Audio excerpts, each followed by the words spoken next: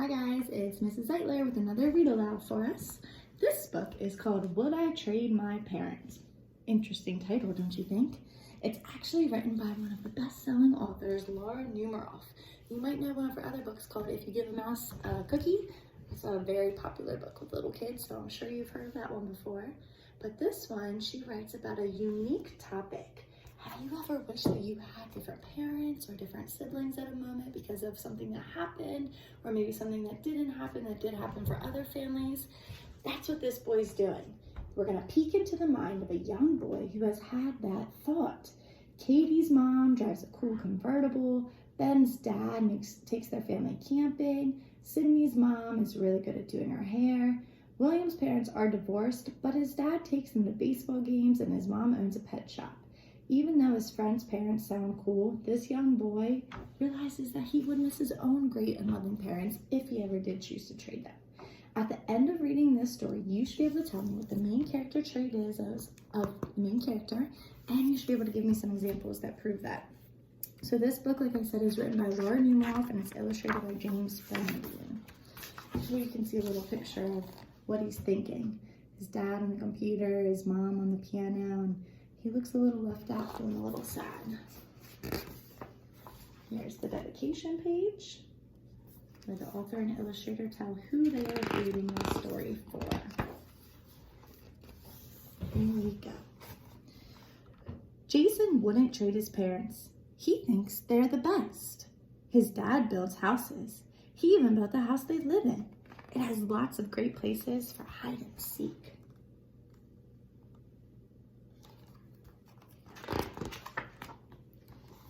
Jason's mom stays home and takes care of his twin sisters Sarah and Lily. She says it's the best job in the whole world. His parents make blueberry pancakes for breakfast. I wish my parents made blueberry pancakes for breakfast. So what's crazy is I actually thought that Jason was the main character at first because that's the first character that's listed. But actually, I realized that it's not, because then it says, I wish my parents made blueberry pancakes for breakfast. So I knew that he could not be the main character. The reason why I knew is because it said that clue word I. Katie wouldn't trade her parents. She thinks they're the best. Katie's mom is a dentist. She drives a big old convertible. Sometimes she takes us for a ride and puts the top down. It's neat to look up at the sky.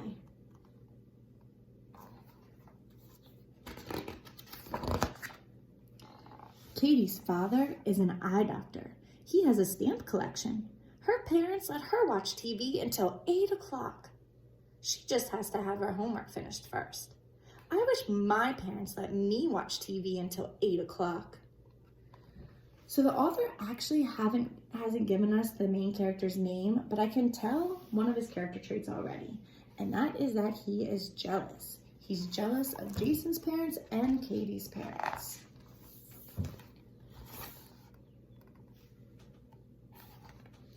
Ben wouldn't trade his parents. He thinks they're the best. His mom is an artist. She painted a picture of Ben. It looks just like him. His dad is a photographer. He went to Africa and took lots of pictures. They even have one of a lion. There are paintings and photographs all over the house.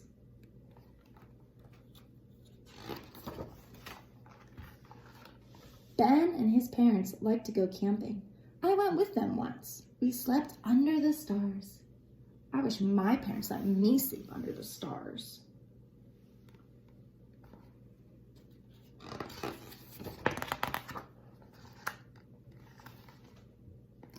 Sydney wouldn't trade her parents. She thinks they're the best.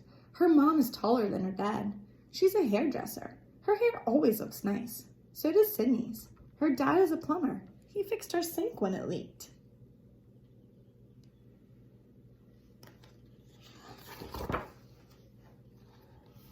At night, her parents teach square dancing in their basement. Sydney and I like to go dance with them. Once we bumped into her father while we were dancing and couldn't stop giggling. Sydney is allowed to have chocolate milk before dinner. I wish my parents let me have chocolate milk before dinner.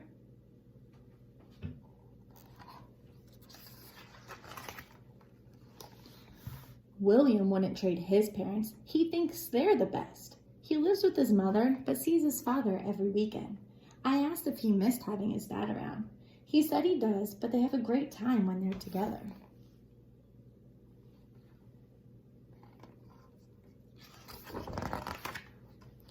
He has his own bedroom in both of their houses. His dad does something in an office, but I'm not sure what. His mom owns a pet shop. William has 3 cats, 2 hamsters, some fish, and a dog named Olive. I wish my parents let me have a dog.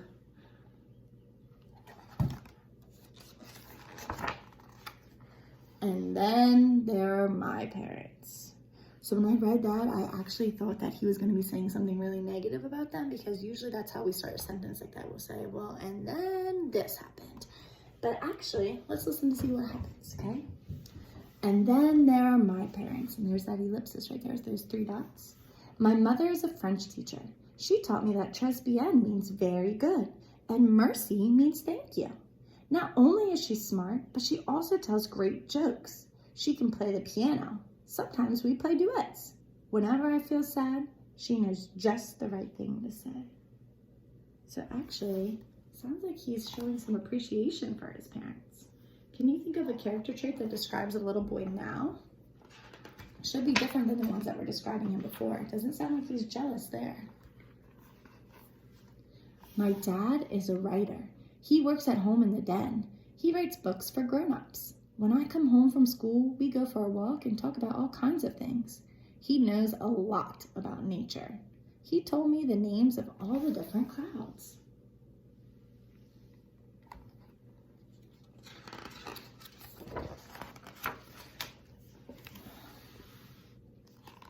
My parents don't let me eat blueberry pancakes for breakfast like Jason, or watch TV until 8 o'clock like Katie, or go camping like Ben, or drink chocolate milk before dinner like Sydney, or have pets like William.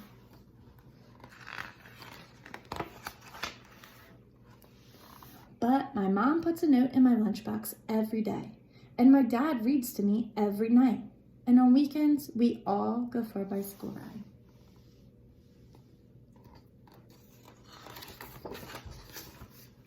I wouldn't trade my parents. I know they're the best. All right, so here our buddy, he changed his mind. The author actually never told us his name. We just know that he goes by I, and we know that it's this little guy here because he's in every page whenever he's discussing these things.